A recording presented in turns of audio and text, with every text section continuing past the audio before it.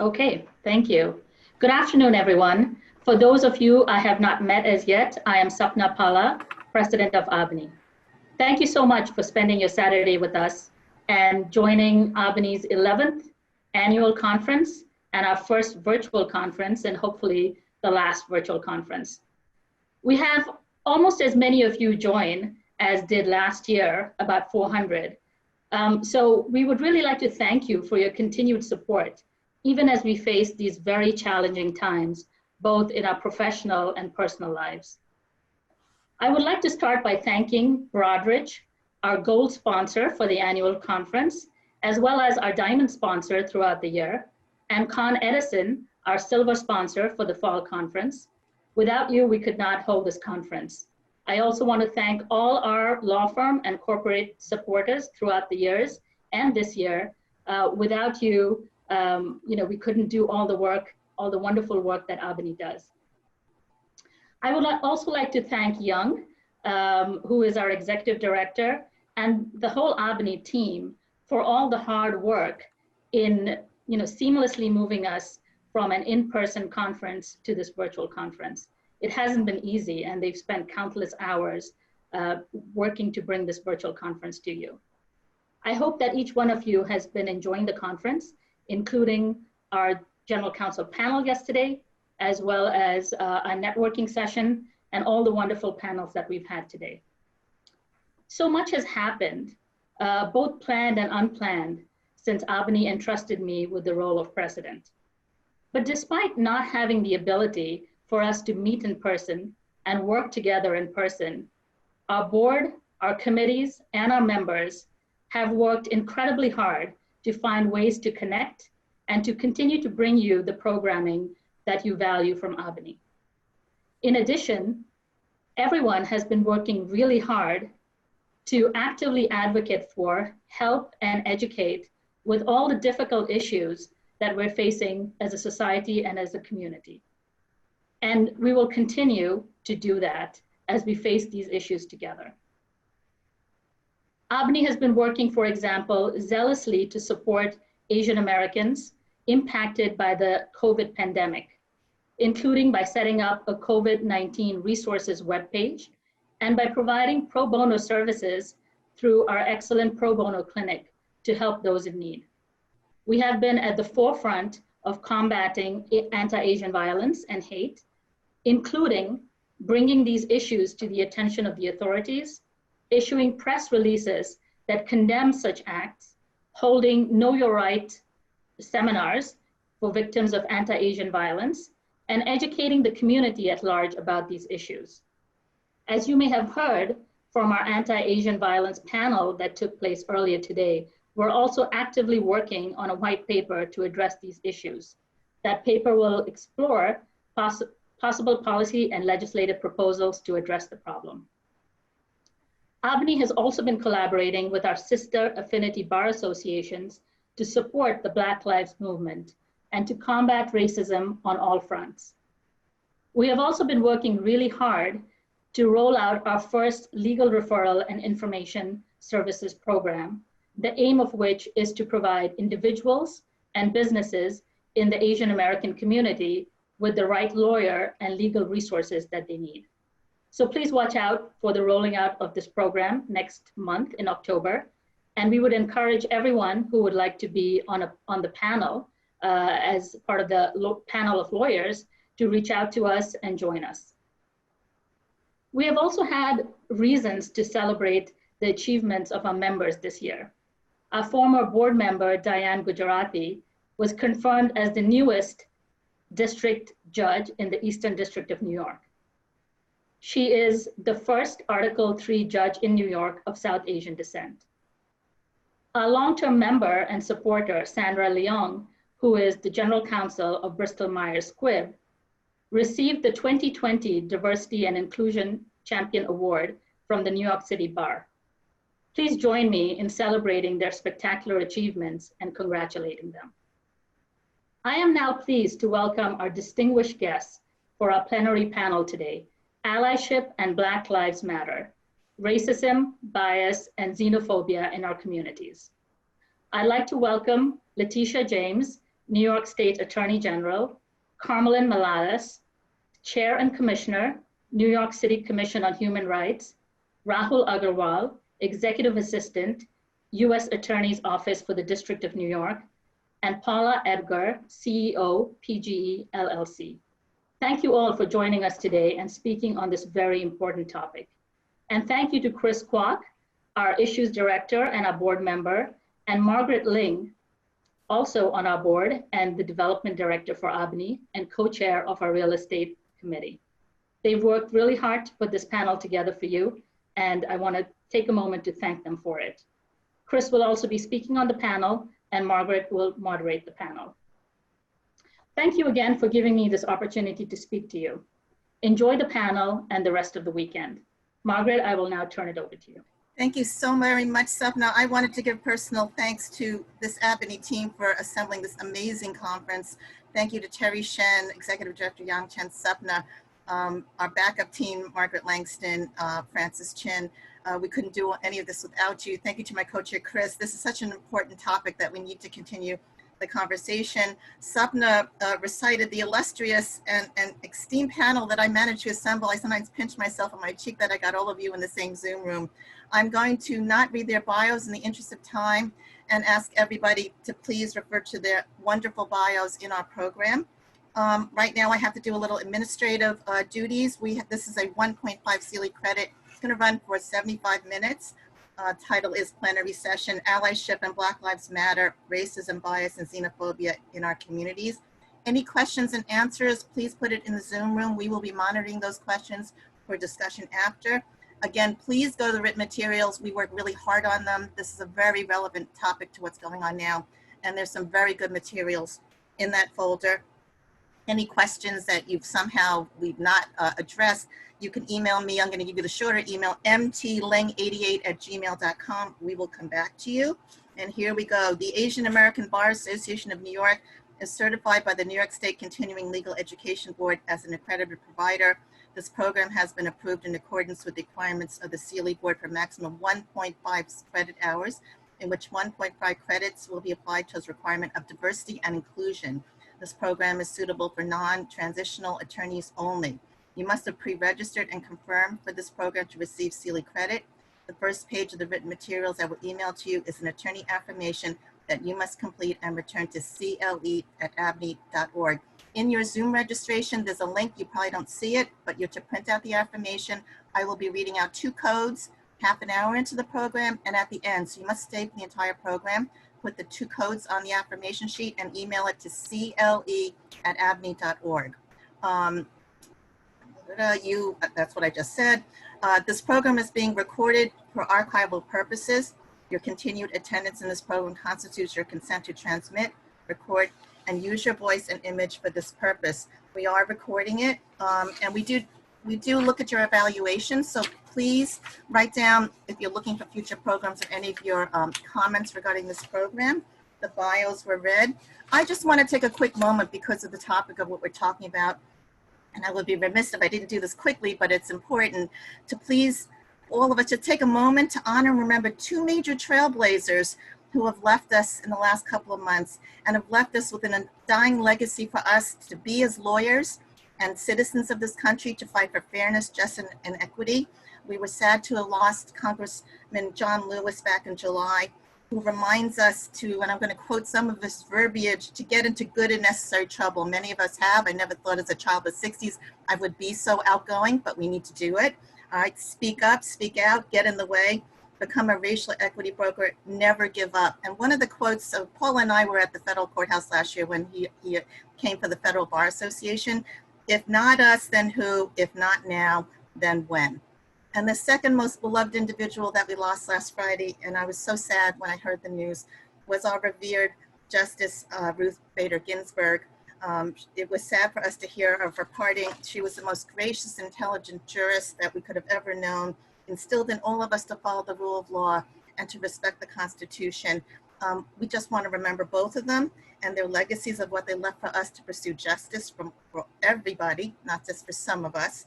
And I'm going to leave us on a quote from her that she said at Harvard in 2015 to start off this program that I think that's so appropriate.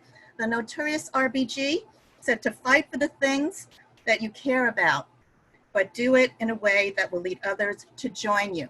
And in that spirit, I'm going to call on Paula Edgar to talk about Black Lives Matter and allyship. Paula, welcome to our panel. Thank you, Margaret, and hello, everyone. Happy, or at least happy-ish Saturday to all of you. I'm very pleased to be a participant in this panel, especially because of the deep relationship and connectivity that the Metropolitan Black Bar Association, of which I was former president and a current officer, and AABANY have had over the years. In speaking about allyship, our connection is important, particularly as we go forward as lawyers. So I'm going to share my screen. Hopefully you won't see anything you're not supposed to. Okay. All right, everyone. So we're going to talk about Black Lives Matter, and I'll just start by saying that this is a difficult time for everyone.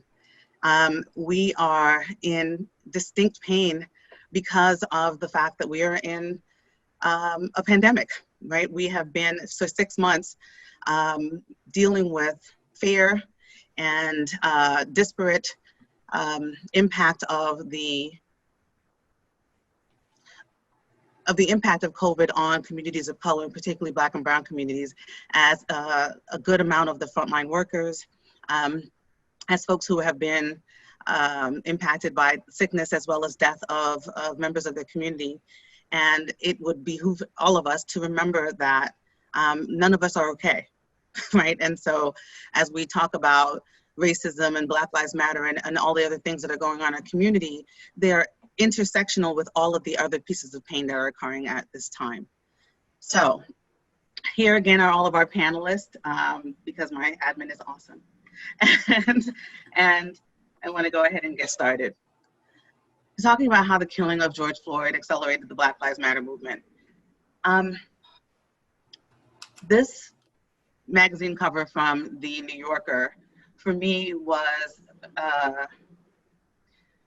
sort of the encapsulation of all of the experience of Black and African Americans in this country. If you look at this image, you will see enslaved Africans, you will see people who have been lynched, who have been killed, who have been impacted by racism, by systemic racism in this country, and its detrimental effect on Black people. And when Ahmaud Arbery was killed, when Breonna Taylor was killed, and then when George Floyd was killed, we as a collective community had to wake up. And I would say we only because it was a collective waking up, a collective grief, but the Black community has known about the impact of racism and the disparate impact of anti-Black racism in this country based on how it was, how it started and how it continues.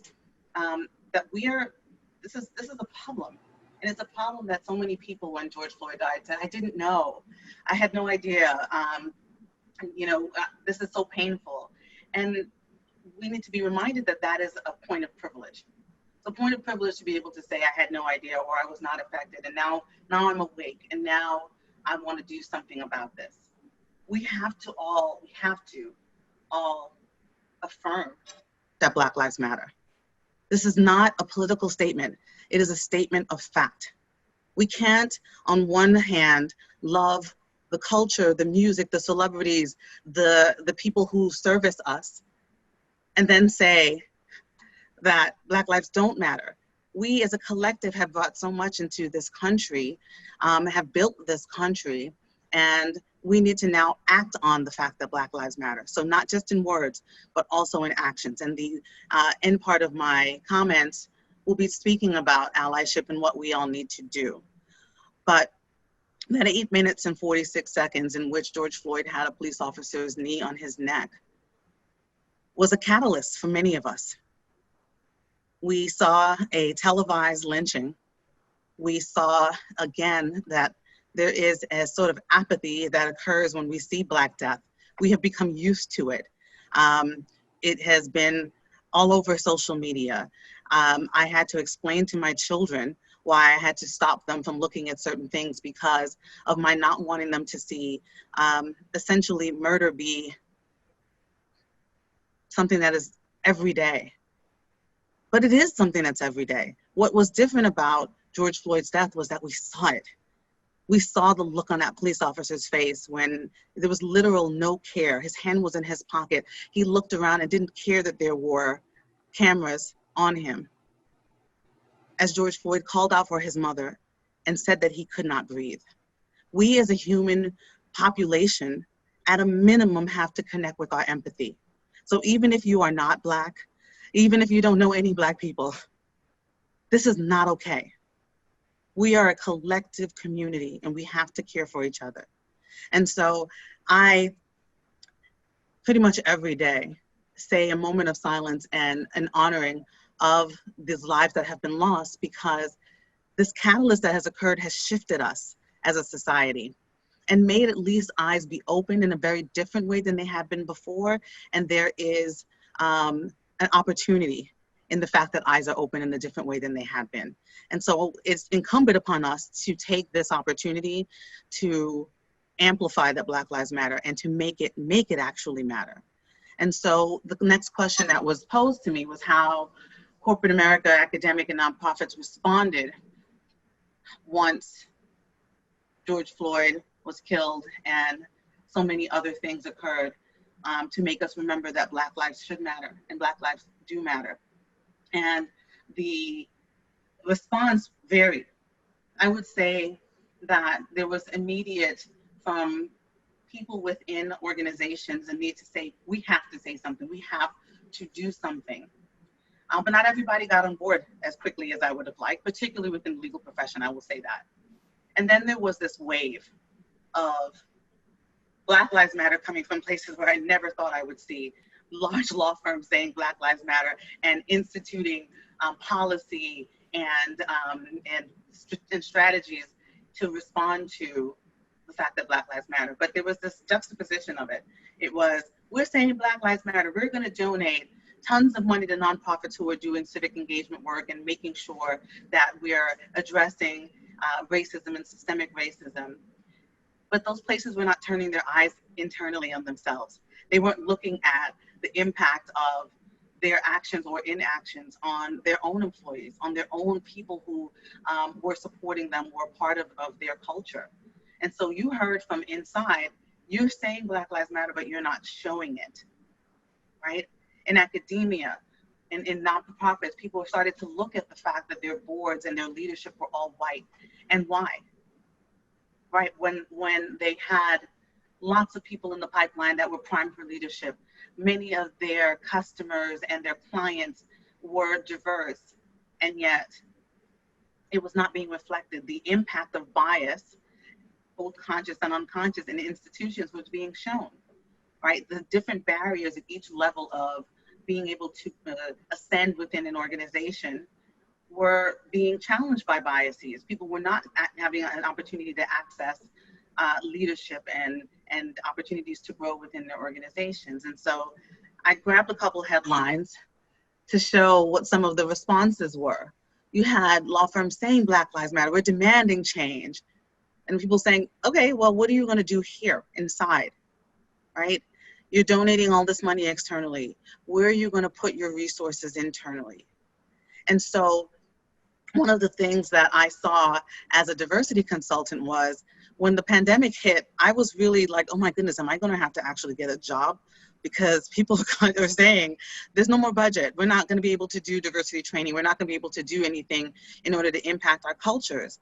And then George Floyd died, and literally almost every single day since then, someone has called, written, texted, tweeted, Instagrammed, and said, you know, as a result of the death of George Floyd, we now need to do something, right? And so I just think about, it took 8 minutes and 46 seconds. It took this murder that was so visible in order for this shift to happen.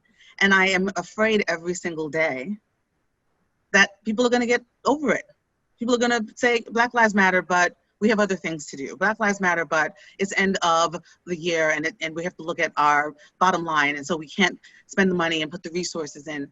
But what needs to happen within organizations is there needs to be a strong commitment to change. And that means assessing internally, understanding what the perception is of diversity, equity, inclusion, is within their organizations, what is the requested change, what needs to happen, that leaders need to understand about the impact of bias and racism in institutions and how it affects the way that they recruit, retain, engage, and bring up other leaders.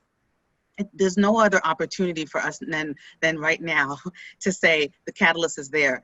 When we celebrated Juneteenth as a national community, I said, my goodness, what is happening?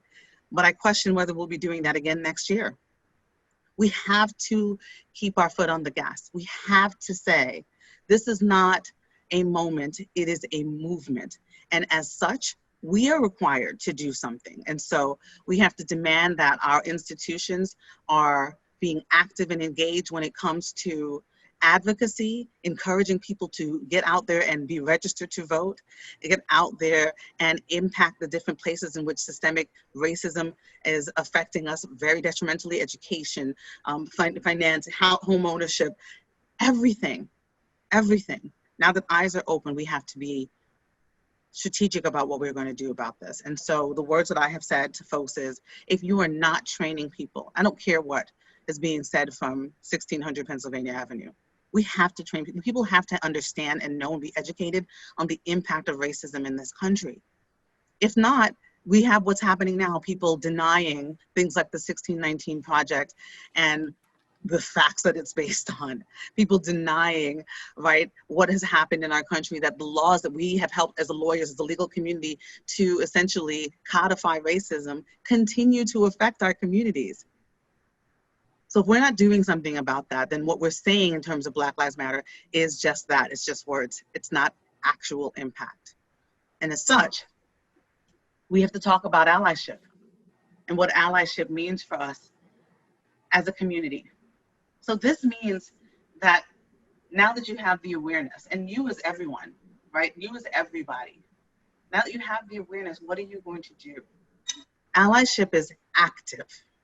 It is active. It does not sit still and say, I'm going to post this Black Lives Matter on my social media and then roll back over and go to sleep. It says that I'm going to call people in. I'm going to call them out, then I'm going to call them in when they say biased things, when they don't commit to the words and the actions, collaborating, when they are okay with racism at their kitchen tables, but want to call it out when they're at work. It has to be everywhere. It is not, you know, different silos. It is a part of who you are. And you don't get to call yourself an ally. You can say that you're an ally in training, but communities who you ally with are the ones that identify you as an ally. Right? There are so many people who reach out to me saying, Paula, we want to become an anti-racist organization. And I said, great. Have you even looked at your policies? Have you looked at your protocols? Have you held people accountable when they have been doing things that are inappropriate, biased and racist and sexist, et cetera? And the answer is generally no. And so allyship starts with saying, when you see it, calling it out, getting yourself educated, being active, and then becoming not just an ally in training, but an advocate and an activist around these places. Black lives can matter, and I can scream it from the rooftops, but if we're not all screaming it together, which is why I loved the fact that this conference was titled Stronger Together, this is not gonna work. If Black people could counter the fact that Black Lives Matter has not actually been in practice for all of these years, we would have done it. But we need allyship. We need us to collaborate in order to do so. And if not, it will not happen. And as such, I'm very happy to be here today to amplify this conversation. It needs to continue. There's so much happening with racism and bias and xenophobia in our communities that if we don't do something, I'm scared of what the result is going to be as we particularly barrel towards November. With that, I thank you and I look forward to any questions or comments you have at this time. Paula, thank you so very much. I knew you would get us going on a good page. I just wanted, one of our colleagues is Daphne Matthew Chen, and she applauds you in the chat room, and she's just so happy. And I'll speak on behalf of some of the Asians. You know, I've been trying to get them out there like you encourage, and we need to. And I think you've inspired us to say it's okay for us to do this together. That's the only way we're going to get this done. In the interest of time, I'm going to probably save any questions for you after, but thank you so very much. You really got us going. I'd like to welcome Attorney General Letitia James to make her comments on how government, because I know you have to leave at 1:30, but how has the government responded to all of this? And Paula, thank you again. Welcome, AG James. Thank you so much. First, a couple of thoughts. You know, our country is facing several pandemics, from COVID-19 to systemic and structural racism, to environmental degradation, to voter suppression, and to the great divide that we are seeing right now. But as I recognize and I realize that Black Lives Matter is the present day civil rights movement, I recall back to the civil rights movement of the 50s and the 60s, and recognize that that movement would not have been successful had it not been for our allies. That we partnered with individuals who recognized the humanity of Black people and who recognized that we had a responsibility to perfect a more perfect union. And so here we are again. And it's important that we extend hands and that we reach out to one another. The civil rights movement became successful also because of modern day television. And today, the Black Lives Movement, individuals are realizing what Black people have known for a very long time, and others who are conscious about the racism and the systemic inequalities that we are seeing as evidence through social media. So citizen journalists now are basically showing to the world that in fact there really is, in some cases, no justice for Black people. It's just a situation of just us. We are seeing today also over 200,000 deaths related to COVID-19. We are seeing most of those deaths are people of color, essential workers. We've got a public health crisis and a lack of leadership coming from the White House. Millions have lost jobs. Millions this morning are standing on food pantry lines who look like me and who are of Asian descent as well, and who are white as well. More Black and brown Americans have fallen victim to this virus. And I think right now, our most important tool that we have at our disposal is the power of the vote. And what we are seeing are efforts to suppress that vote. And so we've got to join with all of you to stand up for that basic franchise, that basic and essential element of our democracy, and fight back. And there was a question on the chat which indicated, which suggested that that I should say something about this notion that law enforcement is incompatible with the movement, and I reject that. More and more people of color should be a part of law enforcement, and that's why we need a more diverse NYPD, and I've called for it. We need more individuals to be district attorneys and to be attorney generals. We need more individuals to be part of these law firms. We need more mergers in these law firms to diversify law firms, as well as C-suites and corporations. And I want to thank my sister for her comments. But Black Lives Matter, it's really critically important, is this push for equity and change. And we've got to get past window dressing, and we've got to get to more substantive changes. And it just cannot last until we elect a new president. It's got to be sustained. And I will defend the right of individuals to peacefully protest, which is part of our Constitution. But it's important that we come together, all of the bar associations, all of our allies, all individuals of conscience, to bring about lasting change. One of the things that makes my home state of New York amazing is the diversity. Last night, stood on my stoop and watched all of the protesters on their bikes as they came by, protesting the injustice in the aftermath of Breonna Taylor. And they were Black and brown and Asian, and they were all colors. And all of them were shouting, "No justice, no peace." If anyone's going to make a difference, it's really young people. It's all of the young people who've been in the forefront of every struggle throughout the history of this country. And so allies are really critically important, and we all must stand up. And government needs to do grassroots community outreach to better understand bias. We need to incorporated as part of our curriculum. We need to talk to individuals about how to fill out their ballots, the importance of voting.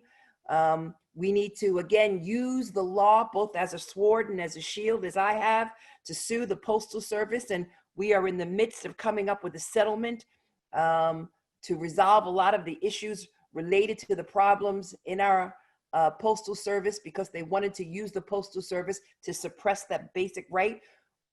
My office stood up again for immigrants, as this administration wanted to suppress immigrants and not count them in the census by using the citizenship question and not counting their data as part of the reapportionment,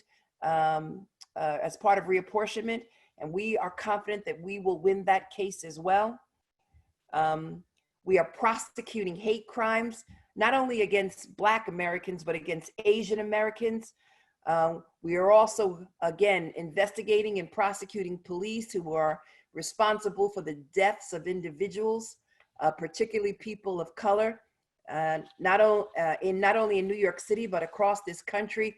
We are challenging this Trump administration, which has this racial animus in public charge. Again, we were successful in defending undocumented immigrants who were dreamers in DACA.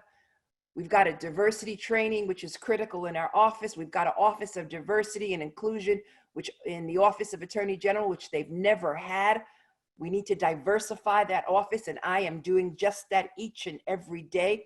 I cannot just talk the talk, but it's important that we stand up and we be about fundamental change. And when we talk about defunding the police, which is a very confusing term, a very confusing hashtag, it means so many things to so many people. But the bottom line is as we investigate the killings of individuals by police, we issue reports which call for change. And one of the things that we need to call for and recognize is that police officers cannot be everything to all people, and that we've got to reevaluate their roles in policing, and that we need to democratize the police, and we need to recognize that the police, that by calling on the police to deal with issues such as mental illness and homelessness and poverty, oftentimes it ultimately results in tragedy. And so what we need to do is pull back the police. Even in traffic enforcement, we've seen tragedies. And so when we talk about defunding the police, it's really all about reprioritizing the mission of policing in our society. And that is a fight worth fighting for. And so we need to, again, talk about racial and ethnic equality in housing and in jobs. It's so interesting that I'm seeing all of these individuals who've gentrified so many neighborhoods talk about Black Lives Matter, but again, they need to understand the effect that they're having on communities of color, and how all of us must join together and demand true affordable housing and challenge those efforts that have resulted in the displacement of communities all throughout the city of New York, as well as all throughout this country. So I join with you today. I join with this wonderful bar association. I join with my friend, the Commissioner Malalis, as we again stand up for righteousness, but as we stand up for basic fairness and simple justice. And as we join together to perfect a more perfect union. That's what we've got to do. I thank you for this. Never give up, never give in. And know that when we come out together on the other side of the mountain, after this is all over, we're gonna come out and we're gonna join together and realize that all that we want is so that young children of all stripes and races can realize their full potential and live out their dreams. Thank you so much.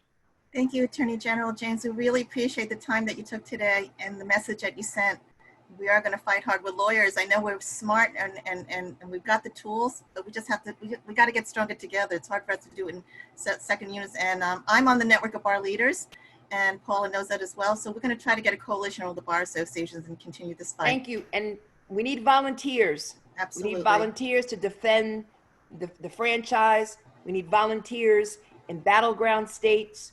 We need volunteers post-election in the event that this president refuses to leave the White House.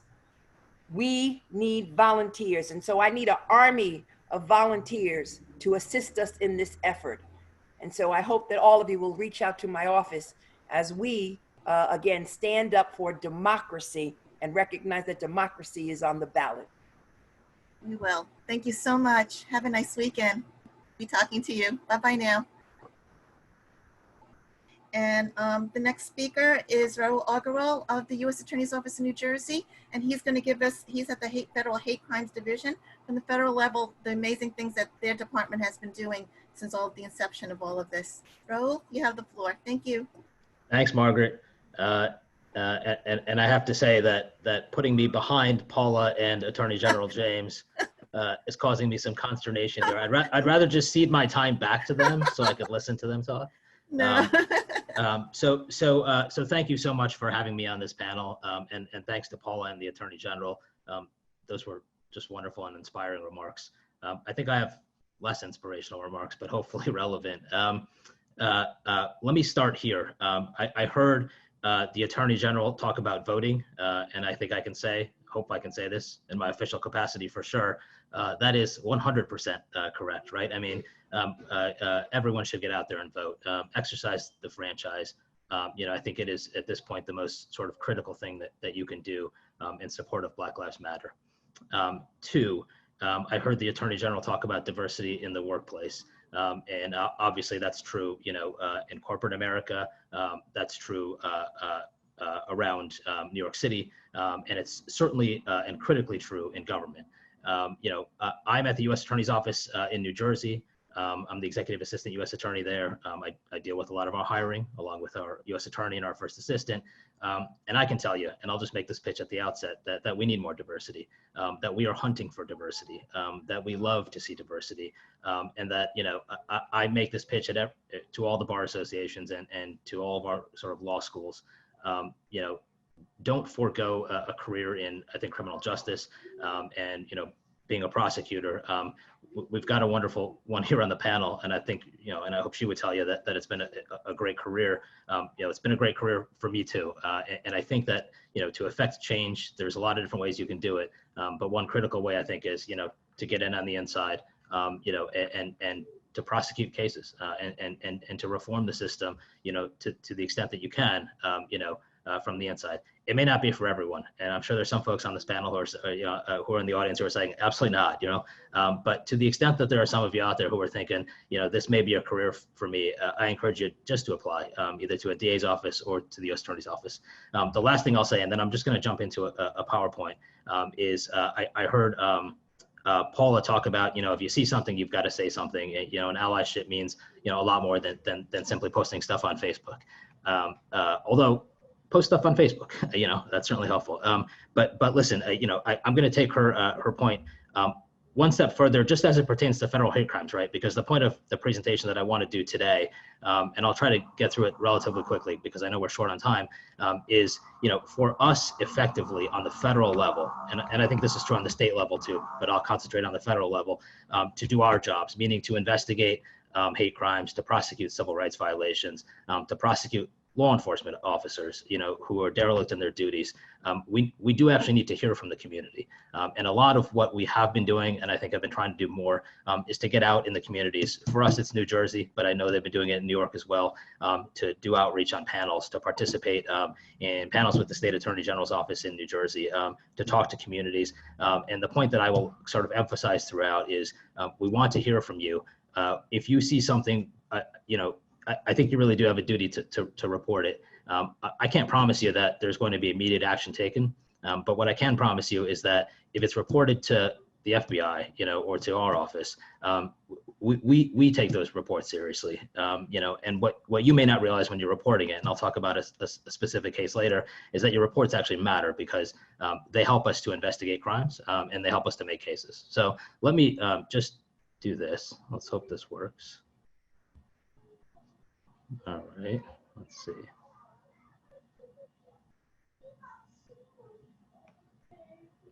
Okay, like I said, I'll try to go through this quickly.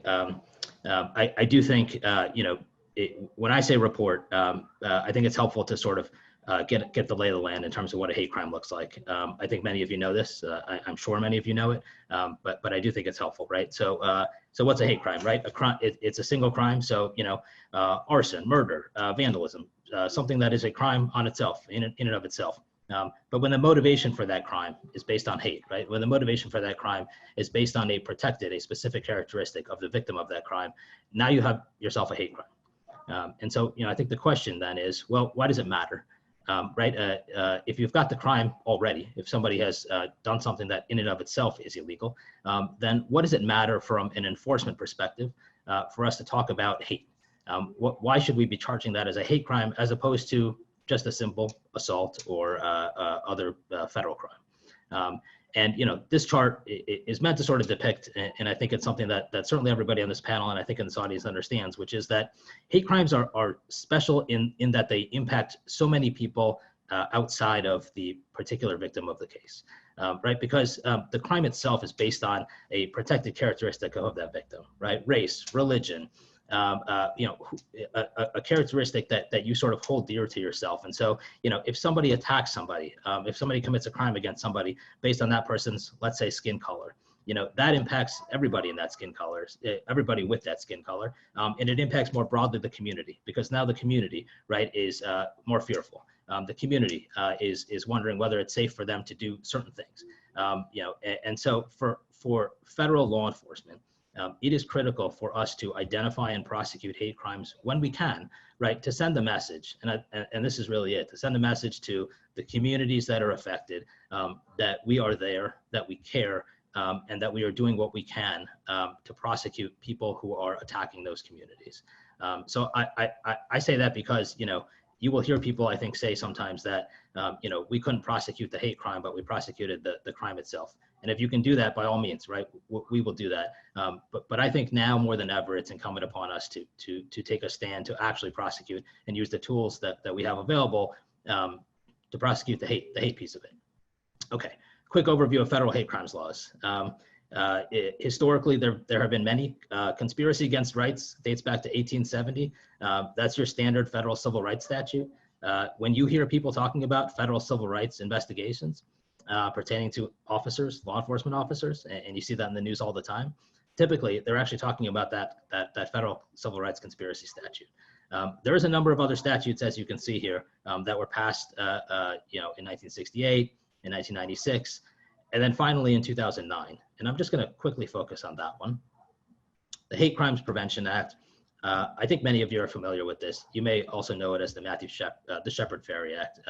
That act, you know, was the result of years, really, of activism by victims of crimes. That act resulted from, you know, just two horrific incidents. You know, one, the attack of a gay man in Wyoming, resulting in his death. The other, an African-American man dragged through the streets of Texas, who died. You know, those two incidents, I think, ultimately, after many years, catalyzed, you know, Congress into acting. They passed this act. I will tell you that this act is one that is you know, a critical piece of our sort of federal toolbox. I put the elements here just so you see them, but essentially, if you have somebody who willfully causes bodily injury, you know, using one of these a firearm, a dangerous weapon, and then here's the key, right? Because of the victim's race, color, religion, national origin, gender disability, sexual orientation, or disability, then, you know, you have something that we can prosecute as a hate crime. So again, I focus on that because this is the key. You know, as we sort of approach Black Lives Matter, as we approach the anti-Asian actions that were being taken post-COVID, right? As we sort of hear about the hate crimes that, you know, have unfortunately increased in number over the past few years, and certainly over the past 18 months, this statute is one that we look to often. Hate crimes laws, statutes, they vary by state. I told you about the federal law, but, you know, in the states, as you can see here, you know, most states do have a hate crime statute. I put this slide up here because, you know, my pitch to you is to see something, say something, to report what you see. And what that means is that, you know, again, if you live in one of these states that have statutes in place, you know, you should feel comfortable, I think, reporting, you know, what you see to your local authorities. Now, if you don't, report them to us, right? Report them to the FBI. I wanted to make sure I caveat this in one respect, right, which is that there are First Amendment rights, you know, and so, you know, if you're expressing one's personal beliefs, if you're asking someone else to adopt those beliefs, if you're a member of a group that advocates for such beliefs, you know, that activity is protected. I say that because, you know, you see this in the news all the time, and you see that, not, I shouldn't even say in the news, you see it in communities, unfortunately, right? You'll see the neo-Nazis, you'll see people who hold, you know, white supremacist beliefs. The beliefs themselves are protected, you know, so you know, it is sort of important to understand that. That being said, right, oftentimes the people who hold those beliefs are also advocating for violence, or they're advocating for people to do things that are in and of themselves illegal. And at that point, obviously, you know, law enforcement can step in. So hate crime or hate incident, you know, report both to law enforcement. What that means is if you hear something that is hate speech, report it. If you see something that constitutes what could be a hate crime, report it.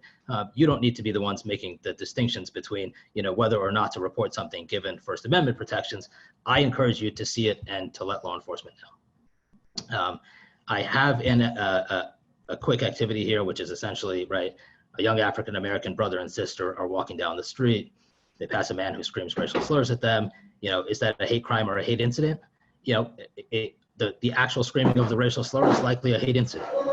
Should you report it? Absolutely, because you don't know exactly what that individual has done previously. You don't know what law enforcement knows about that individual, and you certainly should be putting that individual on the radar of the people who are investigating this sort of activity. So reporting hate crimes. I think this slide is, the next two slides, I think, to me are really critical, because to me they emphasize the fact that these crimes are underreported. This isn't from 2018. Unfortunately, the numbers for 2019 aren't yet out. But according to the UCR report of hate crime statistics, there were approximately 7,000 reported single bias hate crimes, and you can see sort of how they break down in 2018. So 7,000. Okay. Now, these are the National Crime Victimization Survey responses, which is compiled by the Department of Justice. From 2013 to 2017, it says that people reported, they just self-reported, you know, on these surveys, and I think they're conducted through the census, approximately 204,000 hate crime victimizations. Of those, right, the next block there is that half of those were reported to police. And then, you know, less than half of those were reported to police, you know, in the suggestion that it was a hate crime.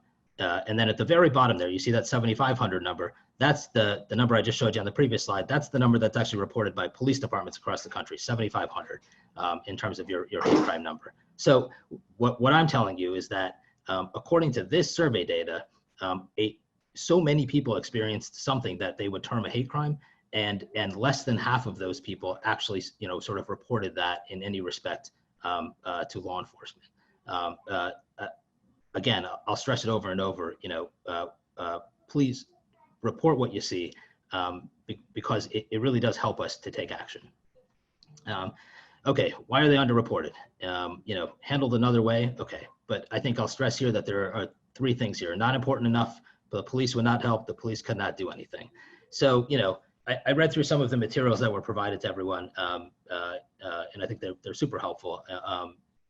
And really interesting. And I saw that there was something in there that is sort of intuitive, right? And I think the question is, you know, if we are talking about communities of color who have routinely been impacted by poor policing, for lack of a better, you know, term, if you're talking about communities of color who don't report crimes because, you know, the police themselves are at the heart of those crimes, right? Or the police themselves are the ones that are causing the use of excessive force, you know, the theft of monies from those communities, then why should I, right, me as the federal prosecutor here, tell everyone to report? And so what I would say is this, right? I would go back to, I think what Paula said earlier, which is that it's incumbent upon all of us to report. So it cannot just be that a single community, you know, of African Americans is in charge of reporting hate crimes to police. Because I'm telling you right now, it's not limited to that community. And I think you all know this, right? So what I'm encouraging you to do is to take action to actually report what's happening. again, because that is really the only way that, I shouldn't say this, it's not the only way, but it is a critical way for us to launch investigations. And it can't be that it's a single community that's in charge of making all of those reports. It's got to be all of you. It's got to be, you know, your parents, right? You know, and those of you, right? I have Indian parents. The last thing they want to do is report anything like to the police, right? So it is very critical, I think, for all of us to talk to our parents, to talk to our communities, to do the outreach, to make sure that if you see something wrong, even if you are not a victim of that particular crime, but you see something that happened that could constitute, you know, some sort of a bias crime, you know, please do take action. Okay, prosecuting hate crimes. I'm going to give you two quick examples. And again, I'm at the U.S. Attorney's Office in New Jersey, so these are just New Jersey specific examples. But I will tell you at the outset that, you know, I think there's a lot of folks in the audience, you know, who likely are thinking the Department of Justice is falling down on the job here, you know, and they haven't been doing what they should have been doing over the past 2 years. I'm not going to tell you that the folks, you know, in Washington have been doing all the things they should have been doing. That's certainly not my job here. What I want to tell you and what I want to stress is that in our office, right, in New Jersey, we take this activity extremely seriously. I've been coordinating our criminal civil rights prosecutions for the last couple of years. We have brought a number of cases. We now have a permanent civil rights AUSA, whose job it specifically is to only investigate and prosecute these cases. You know, and our leadership and my boss sort of see this focused on these crimes before, you know, the George Floyd, the horrific murder of George Floyd, and that sort of has only galvanized us to do more. So again, I say that because, you know, my whole spiel here is stressing people, telling people to report things. And so I just want to make sure that that's understood. Two quick case examples. Frank Nucera was the chief of police in Bordentown, New Jersey. For those of you who are out there, you may recall this case. We have charged him with using derogatory hate speech during the arrest of an African-American teenager. He allegedly slammed the teenager's head against a metal door jamb. This is the first police officer in at least 10 years to be charged with a federal hate crime. That's really important because typically, right, you charge law enforcement with violations of civil rights. You charge them with violating the protection from excessive force. You charge them with violating your Fourth Amendment rights. Typically, it is a civil rights prosecution. In this case, we had evidence, you know, that the officer had used hate speech, that the officer harbored hatred for African Americans. And you know, our office charged this as a hate crime. Again, I think to send, you know, a very clear message that we take this seriously. For those of you who are wondering what's happened, that case was tried, the jury hung, and there should be a retrial happening as soon as we are able to do trials again. And then Patterson Police Department, and I highlight this one because for one thing, it's near and dear to my heart because I had a hand in these cases. But for another, you know, there were a number of officers that have been convicted in this large investigation. I think about 7 or 8. This sort of outlines the various crimes to which they have pleaded guilty. One officer is currently charged and is awaiting trial. The reason I highlight this case is because this case was made because of reports by residents. You know, Patterson residents were reporting to the police that these things were happening to them. Patterson residents were posting on Instagram and YouTube and Facebook videos and comments about officers and things that were happening to them. And, you know, again, when a single resident posts something to Instagram, that person probably had no idea, you know, that the FBI, you know, and that the U.S. Attorney's Office were looking for that stuff. But ultimately, what happened is, you know, all of those reports, all of those posts became evidence, and I can tell you were critically important to launching this investigation and to convicting the officers here. So again, I put this up here, you know, to stress that, you know, the U.S. Attorney's Office is doing certainly a lot of civil rights work, and hopefully we'll continue to do more, but really to stress to everybody on this audience, you know, that saying something and reporting something, you know, actually does make a difference. I have the justice.gov/hate crimes link here. Of course, you know, if you want to hear about more of what the DOJ is doing, by all means visit it. And then this is my contact info. I only put this up there really for the bottom 2 points, which is there's an FBI tip line and there's a civil rights complaint hotline. And I encourage you, to call either of those numbers with any reports. My direct dial is there too. By all means, call me if you want to talk to me directly. And I'll say one more thing, and then I'll turn the floor over. I focused this presentation on hate crimes and on federal civil rights law. There is obviously a host of other ways to attack inequity. We bring a number of civil rights prosecutions, landlords who are extorting tenants, a number of other ways in which our civil folks have attacked inequities, that are not criminal, but that, really impact minority communities. So again, that civil rights complaint hotline applies to more than simply, excessive force by officers, right? If you feel like your civil rights are being violated by anybody, I really encourage you to call that hotline. And with that, I really do appreciate all of the other panelists, and I look forward to your questions. Thanks so much. Well, thank you for finding the time. We just seem to run out, but I could always have you come back. Before I forget, I want to thank you, because in me doing research about you, I see your U.S. Attorney in New Jersey, Craig Carmelyn, just awarded you an award. Am I correct? It said you won the Director's Award for superior performance in the criminal division from your office. And I just wanted everyone to know how really dedicated and hardworking you are on what you do to keep they say you are a walking story of the justice system in terms of your dedication. I want to acknowledge that in our event. And thank you for finding the time to speak to us today. Thank you so much. Thanks, Margaret. I'd like to call on the New York City Commissioner of Human Rights, Carmelyn Malalis. And thank you, Commissioner, for also joining us today. And she will be giving us perspective on what the New York City level of government has done. And they have done a lot to address racism, bias, and hate crimes in New York City. We will be posting in the chat room several of the links that she asked for all of you to look at, that tremendous amount of resources. I also posted the link in the written materials, and I have to encourage everyone once again to please go to the written materials. A battery of questions have come in. We have 2 more speakers, and I promise we're going to have some engaging conversation. Thank you. Great, thanks so much for that, Margaret. The challenging thing about going later in the program is people have said things earlier, and as Paula, as the AG was speaking, as Rahul was speaking, there were so many things kind of circling in my head that I also really kind of want to touch on. And I've been looking at some of the Q&A in the chat, and I'll take a look at that as well. Let me first start by introducing my agency. So the New York City Commission on Human Rights, we are the civil law enforcement agency here in New York City, and we are responsible for enforcing all of our human rights, civil rights related protections. So anti-discrimination, anti-harassment protections. Anywhere you live, breathe, work, exist in New York City, you are covered by our law. If you step foot in the city for 5 minutes, and you are discriminated against by a place of public accommodation, a business, you are covered by our law. If you work in the city, you are covered by our law. We are broadly considered to have one of the most protective human rights laws in the country, or even globally.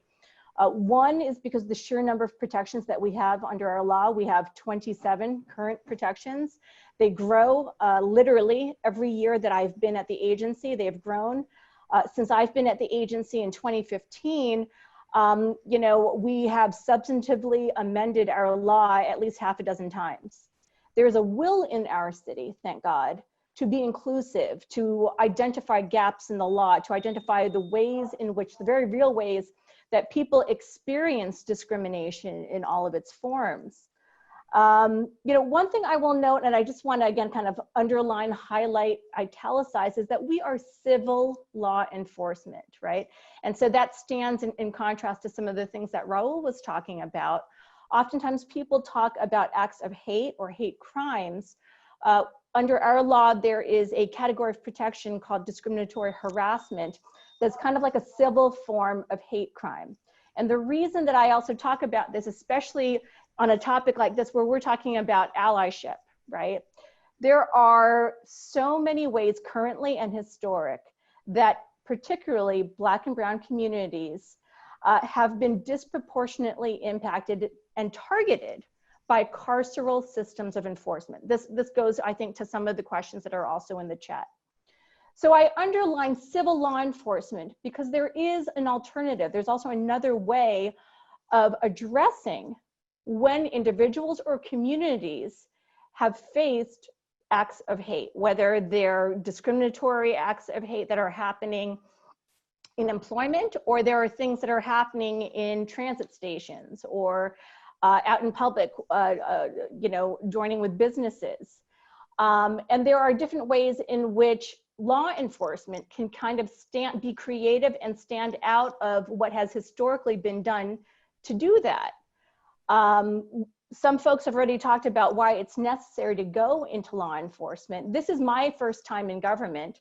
I came in 2015, and my background has been completely with the private sector because of that.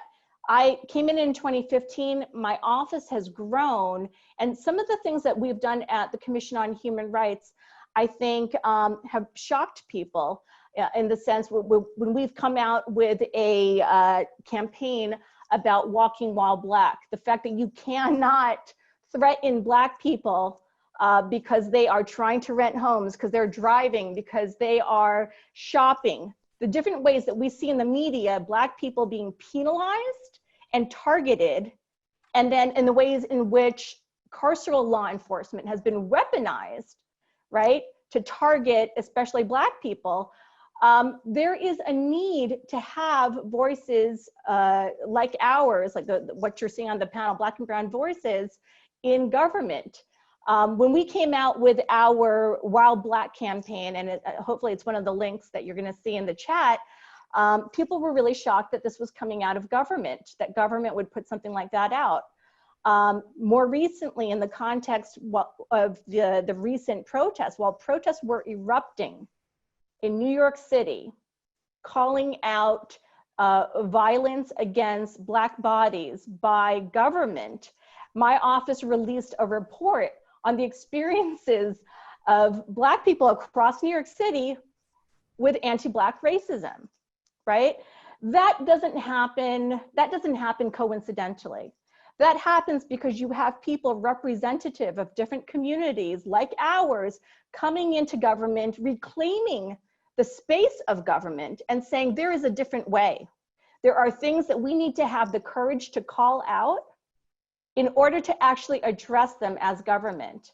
I have to say too, it's unfortunate the AG is gone already, but I have to say how proud I am that I live in a state with an AG like Tish James, that again, from a space of government is calling out the different ways in which government has perpetrated violence and discrimination against Black and Brown bodies. You're not going to see that in every state, and you're not going to see it in any office.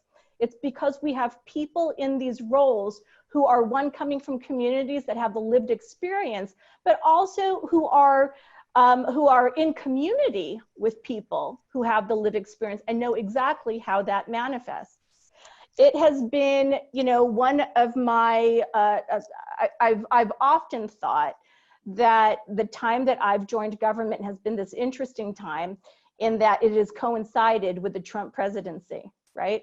My first year, I completed my first year as the chair and commissioner of the Commission on Human Rights. That also coincided with the presidential election cycle, the campaign and then election cycle in that year. In that same year, reports into our agency increased by 60%. 60, right? The amount of Islamophobic, anti-Black, transphobic rhetoric that happened during that period of time was astounding. It is 4 years later, there's not been an abatement of that. In fact, it has redoubled. And if anything, we are seeing the rhetoric coupled with, and as I'm sure Rahul can attest to this, coupled with actual acts of hate and violence against different communities. And then this is happening at the same time that we had, what was it, just 3 or 4 days ago, an executive order coming out basically saying anti-Black racism doesn't exist anymore. Sexism does not exist anymore. And so entities that would participate in these trainings would be violating now this new executive order, right? These strategies that we are seeing across the board, whether it is stealing votes by attacking the post office, putting out these types of executive orders, creating erasure of what we all know to be the lived experience of racism, whether it is anti-Asian racism or anti-Black racism, this type of erasure, the stealing of votes, these are not new tools, right? We've seen this before. We've seen it with Prop 187, back decades ago. We've seen it back in Reconstruction. These are historic realities, right? And so I'm going to go back to the idea of allyship. What does allyship mean? Allyship means recognizing this to be the case. That the narrative that is being created, either whether it's the narrative that gets created for Asian communities, or it is the narrative that is being created for other Black and Brown communities, that there is something suspect about those narratives that is not consistent with the lived experiences of people in community, right? I think one of the things that, my agency really tries, an ethos that we really try to live by is reaching out as government to some of the city's most vulnerable communities. So we mean communities that have historically had either no relationship with government or bad relationship with government because of over-policing, over-surveillance, what have you. That is how, that type of divide and conquer strategy, historically, that is how our communities, whether they are Black communities, Brown communities, Asian communities, that is how we have been oppressed or disadvantaged, right, in government systems and other systems. And so in order to fight back against that, we have to have the realization that we need to be reaching out when we are in government to those exact same communities. One of the things that we prioritize in my agency has been language access. When I first came into the Commission on Human Rights, I think we had maybe 8 languages total spoken across our agency. We now have over 30. It is really hard to get a job at my agency if you do not speak a language in addition to English. And why is that? Because the vulnerable communities that we are trying to address, trying to provide resources to in New York City, oftentimes do not speak English. And we all know that if you are the victim of a hate crime or an incident of discrimination, when you are feeling you're most vulnerable, right? Rahul was talking about his Indian parents. I always think about my Filipino parents. And I think about, would they come forward to report? Would they come forward to report that something has happened to me? Would they come forward to report that I've seen something happen to somebody in my church or in my community? We have to make it much easier for our communities to report these instances when they happen. I hope one of the other links that we've shared with you, and if not all of these things that I'm talking about, they are available on our website. We've created several in-language videos in Mandarin, in Fujianese, in Korean, and Japanese, and Tagalog of how to access government. Because again, we've got to meet people where they are. People have got to understand that there are not only places that they could go to report. My 27 categories of protection, how useful is it if people have no idea that they can report to us or that reporting to us actually matters? Right? As many people in law enforcement will tell you, one of the hardest obstacles for us to overcome is getting people to understand that we are actually going to do the work. We actually care. We're actually going to do something about it. A few years back, again, following the last presidential election cycle, my office released a report on the experiences of Muslim, Arab, South Asian, and Jewish New Yorkers in that time period. And resoundingly, over 40% of the people who responded to that survey, and there were over 3,000 people counted in that survey across New York City, resoundingly, people said they didn't report because they didn't think government would take them seriously. We have to change that narrative. We have to change that narrative. And part of it is making sure that our offices as many people have already said, are representative of the different communities. That is helpful, not just linguistically, but it is helpful in many ways. And we see this in our office. People know we will care about their issue because they actually see somebody from their community at the office, speaking their language from their house of faith. They know we will care because that person is there. I know we're running a little bit behind, but I will leave it there. There's so many other things I want to just, I do want to say this, just again on the topic of allyship and to answer some of the Q&As, and I feel the need to say this as an API woman, is that part of the divide and conquer strategy is to say this group is deserving of treatment because they have done bad things. That is a created narrative that we have to undo. What about the people who are murdered outside of their homes or inside of their homes, and the people murdering them are not called criminals? Yes, I am talking about Breonna Taylor. What about the people who face this injustice every day and do not see the system working for them? Because we label some people criminals and we label other things mistakes. That is intentional. You know, after the Amy Cooper incident in Central Park, I will tell you that my office was the first law enforcement agency to say, we're gonna investigate this. And part of the reason we did that is because we said, Black people in New York City have to see that the system also works for them. It is not a one-way system. So there's much more to say on that, but I'm gonna leave that there. And I know we have other folks who will probably be ruminating on some of these same topics, but thank you so much for having me here today. Mr. Malalis, thank you so much. Hold that thought. My colleague, Chris Kwok of Agree, we're gonna cut, I hate to cut xenophobia short, but there's so many important questions, as you can see. I wanna find the time to have all of the panel address them, but thank you. Hold that thought, and we'll be back to the panel in a little bit. Chris Kwok is going to speak about Asian xenophobia, which has surfaced amongst all of us since January, before the inception of lockdown quarantine. And I've asked for him to cut his presentation short because there are too many attendee questions that we want to get to. And Chris has been kind enough, but it is a topic that we need to talk about today. Chris? Yeah, I'll speak very briefly about it. And, you know, I think that, you know, if you were on earlier with Professor Russell Jung with that panel, you heard that the Stop AAPI Hate has recorded about 22,600 incidents, some of whom are incidents, some of which are qualify as crimes, you know, in the last 6 months. But that's just a drop in the bucket because we don't really know.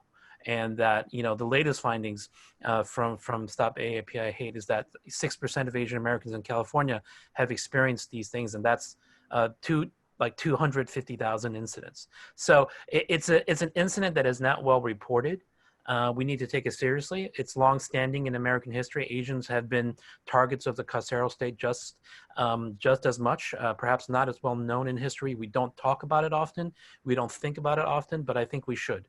And I think that if we do, we begin to understand how when we push against the system using BLM, we are pushing against the same enemy. We are pushing against the same system of white supremacy that didn't allow spaces for non-white people to have a fair chance to live just a normal life.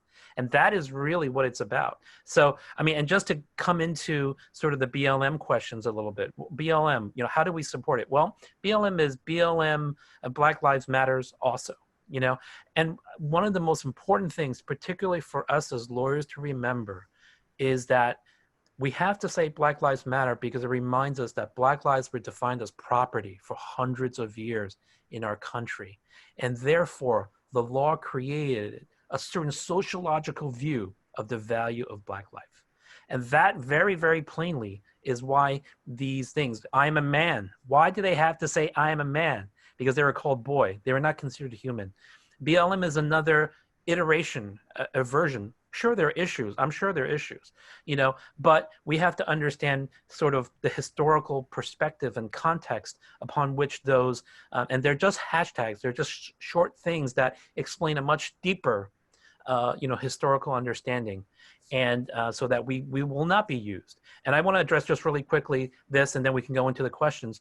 There are many videos of Asians that are experiencing sort of hate incidents or crimes by African Americans and Latinos, but I think they get a lot more play and they reverberate within sort of the social interaction space, whereas incidents by whites kind of get lost. Like we see them and they don't register in the same way. So I think we need to look at statistics, and we're looking at it. That's also going to be part of the white paper.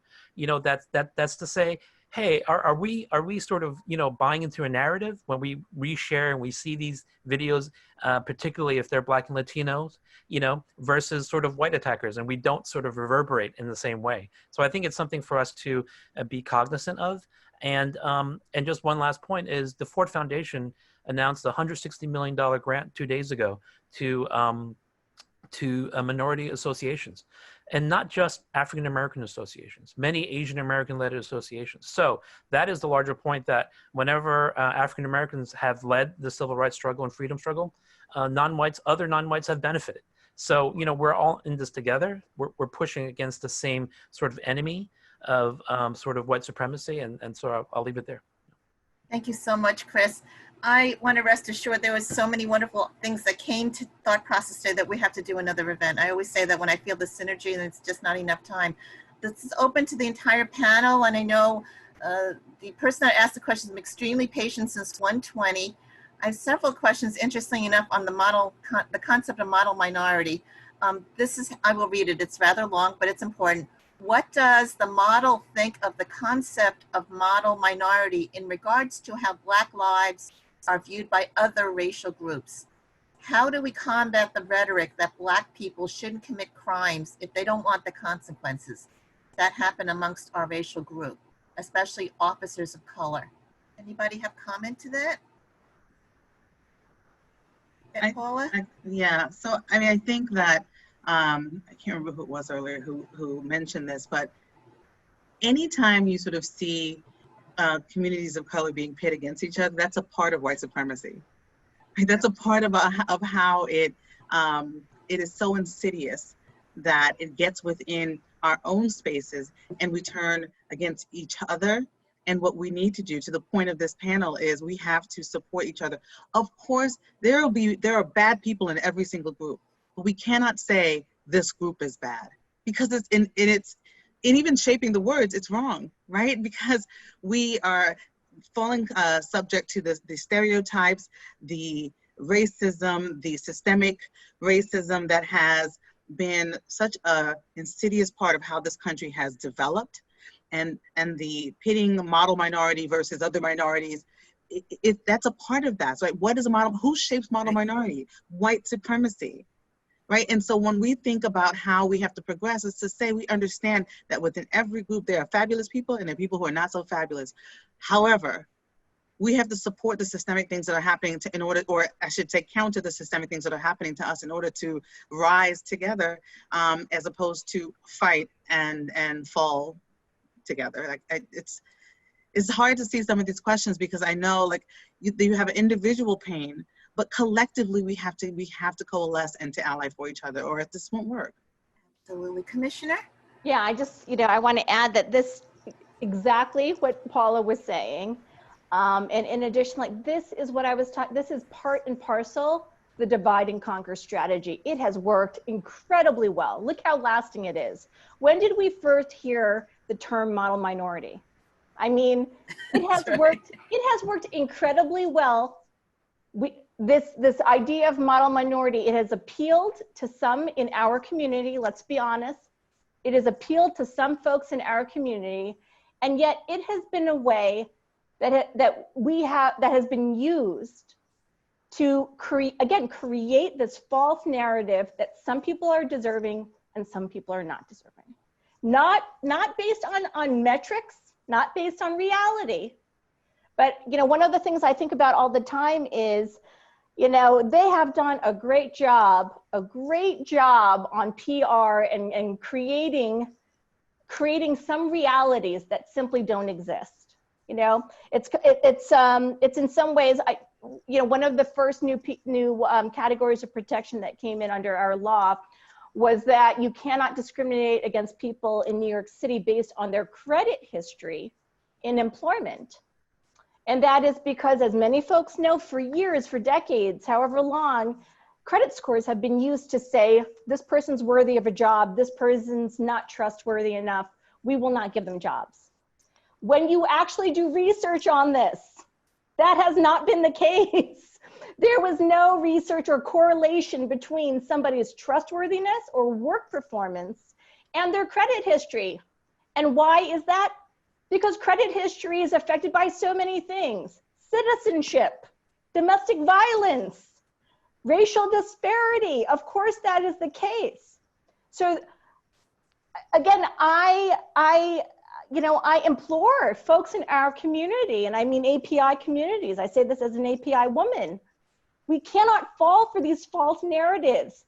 We are being fed lines that do not have truth in reality. And we cannot buy into this idea of deserving communities versus undeserving communities. Let me put it, some have said, hey, you know what? Even if it's a stereotype, it's a good stereotype. We're smart, Asians are smart, they're working hard. And my answer to that is this: if someone else gets to define you, you're still their servant. So do you want to be like servant number 2 right below the master? Or do you want, do you want to be part of that system? Or do you want to be a system where you can be who you are, who you're supposed to be? Do you want to be free? So, that's how often I talk about it with people when we talk about sort of wedge politics and divide and conquer. And yeah. Well, for me, it's been interesting. As lawyers, we're active. We would coexist, like Paula, we coexist together. We know we have to align and we have to be allies.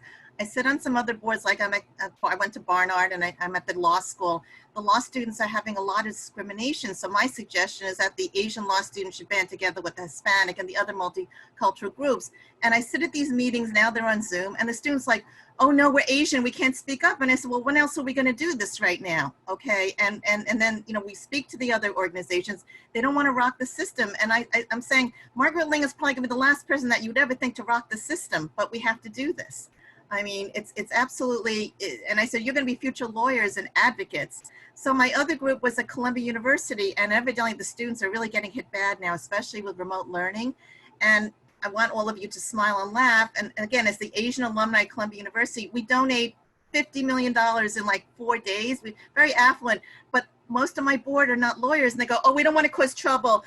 President Bollinger is going to be upset at us. I got so enraged on a board meeting the other night. It was beyond belief that you complain all you want, but we have to do something about it. And, I can't say that it's been like, and Commissioner, you would agree, since all of this started, and for the Asians, it started, I say it with Chris in January, when the virus was coming in, it was coming. I'm fourth generation Chinese American.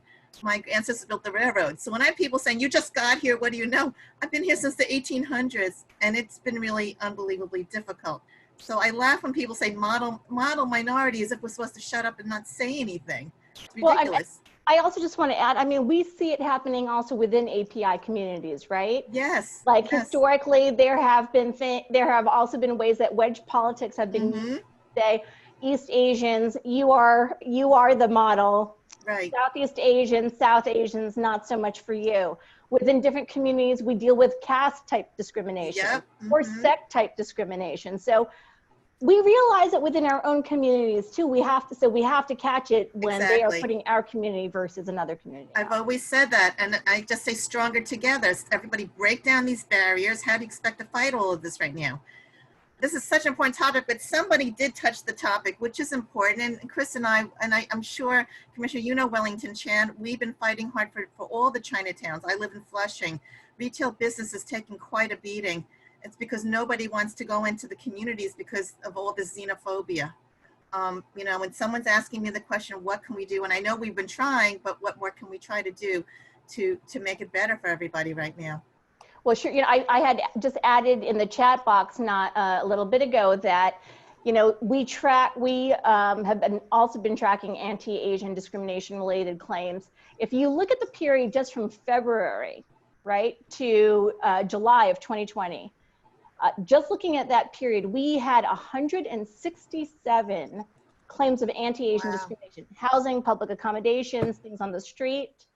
We compared that to the same time period just last year. Last year was only 22.